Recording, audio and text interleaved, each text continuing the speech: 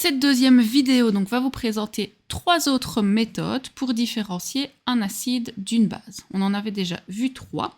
Donc la 4e méthode présentée ici est la réaction chimique des produits avec le bicarbonate. Si vous faites réagir un acide avec du bicarbonate, vous allez voir apparaître une effervescence, c'est-à-dire des petites bulles qui vont remonter donc à la surface.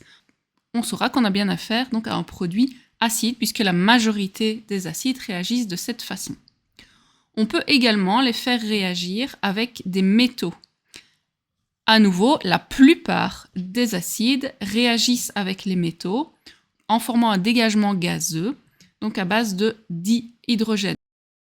Puisque les acides relarguent de l'hydrogène dans le milieu, on verra donc un dégagement de dihydrogène. Et enfin, 6e méthode, on peut se baser sur la formule chimique des produits pour savoir s'il s'agit d'un acide ou d'une base.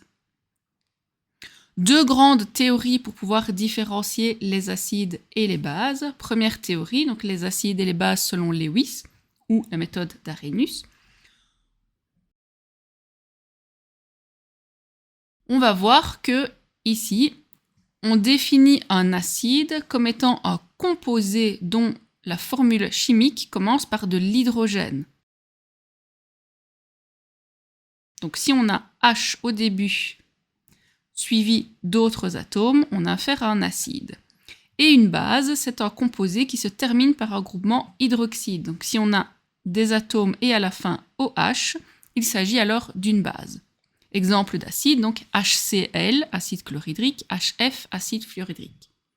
Des bases, KOH, hydroxyde de potassium, NaOH, hydroxyde de sodium.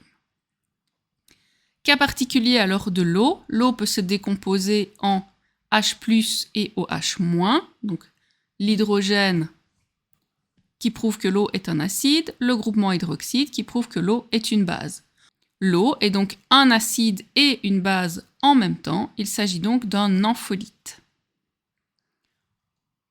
Deuxième grande théorie sur les acides et les bases, la théorie donc de Bronsted-Lowry. Selon cette théorie, les acides sont des donneurs de protons, ils vont libérer leur hydrogène dans le milieu. Et les bases sont donc les accepteurs de protons, donc ils vont récupérer les hydrogènes libérés par les acides pour former de nouvelles molécules. On voit le HCl qui libère son proton, donc H+, dans le milieu, donc H+, plus Cl-. Il a donné son proton, c'est donc un acide. Donc le Cl- peut récupérer son hydrogène, son proton dans le milieu pour redevenir HCl. Le Cl- est donc une base.